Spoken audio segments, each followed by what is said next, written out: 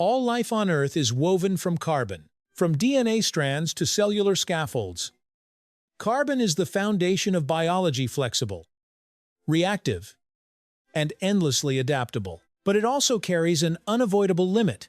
Carbon is the very reason all living things must eventually die. Its atomic bonds, strong as they are still broken down by time, heat, and light. If we want to create something that does not rot, does not burn, and can survive where biology fails, we must turn to a different element. That element does not come from living bodies, but from stone. Silicon, the ruler of geology. When humans taught silicon to bond the way carbon does, it became something entirely new. Silicone, a form of liquid rock, a hybrid substance suspended between mineral and life. In the world of materials, everything fights an invisible enemy: entropy, the natural tendency of all systems to drift toward disorder. Organic polymers, such as polyethylene in plastic bags or PVC in water pipes, exist because of carbon-carbon-CC chains. These bonds have a bond energy of about 348 kilojoules per mole, making them vulnerable to ultraviolet photons and heat. That is why plastics left in sunlight turn yellow and brittle. Silicone is different.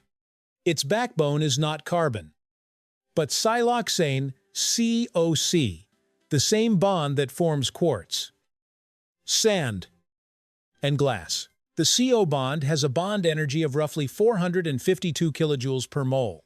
It sits low in free energy yet remains kinetically stable, making it largely immune to UV radiation and oxidation. In thermodynamic terms, it rests at the bottom of the energy valley, where entropy struggles to reach. If an organic polymer chain is like a rubber band stretched under the sun, a siloxane chain is more like a flexible steel lattice. It not only tolerates heat, but can reorganize itself when stretched.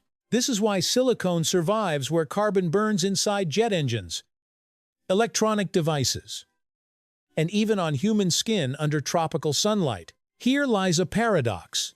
If silicone is built from the same bonds as stone, why is it soft and elastic? The answer lies in its organic side groups, usually methyl groups, CH3, attached to the CO framework. These tiny carbon arms create spacing between chains, preventing silicone molecules from locking into a rigid crystal lattice like glass. In materials chemistry, this is known as reduced packing density, which prevents the material from vitrifying, turning into brittle glass. Instead of freezing, silicone remains mobile, its molecules gently vibrating even at 60 degrees Celsius.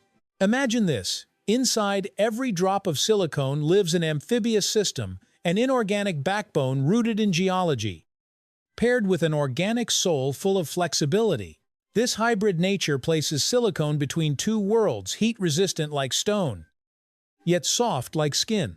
As the methyl groups rotate around the COC axis, they create free volume for molecular motion. This is why silicone remains flexible at extreme cold, where natural rubber becomes glass hard. In a material world dominated by the solid-liquid binary, silicone occupies the middle ground, a solid that can flow, a liquid that can stand still. Very few synthetic materials are truly accepted by the human body. When a foreign object enters, the immune system reacts immediately. Enzymes bind, macrophages attack, scar tissue forms. Silicone, however, remains almost invisible in this battle. The reason lies in electronegativity. Silicon 9 and oxygen 5 form strongly polar bonds that expose no reactive hotspots, regions where enzymes or biological proteins can latch on. At the molecular level, silicone's surface is smooth and inert, offering no foothold for water molecules or proteins to initiate an immune response. In medicine, this inertness is close to miraculous. From cardiovascular catheters and artificial valves to breast implants, silicone behaves like a chemical ghost present among tissues without being detected. It does not dissolve, react, or break down. For materials scientists, Silicone is a bridge between worlds. It allows humans to temporarily occupy biological space without triggering natural rejection, an artificial substance that can exist inside the body without being treated as an invader. But no material is perfect. Silicone's durability is also its double-edged sword. While it withstands temperatures above 250 degrees Celsius, it is highly gas-permeable. Oxygen and water vapor can pass through its loosely packed CO network. In medical applications, this allows tissues to breathe. In electronics, it becomes a vulnerability. Silicone is insoluble in polar solvents, yet it swells in oils and nonpolar organic solvents, limiting its use in chemically aggressive environments. Mechanically, it has lower tear strength than nitrile rubber, meaning it is more prone to tearing under concentrated stress. Picture a radar chart. Silicone dominates in thermal resistance and chemical stability, but lags in tensile strength, oil resistance, and cost. It is a material of choice, not omnipotence. Each time we praise silicone's indestructibility, we forget that every material pays a price. To achieve chemical permanence, silicone sacrifices recyclability. It does not biodegrade and cannot be cleanly burned. It may outlast the civilization that created it. Silicone is a living paradox, a soft rock, a durable liquid, an inanimate organism.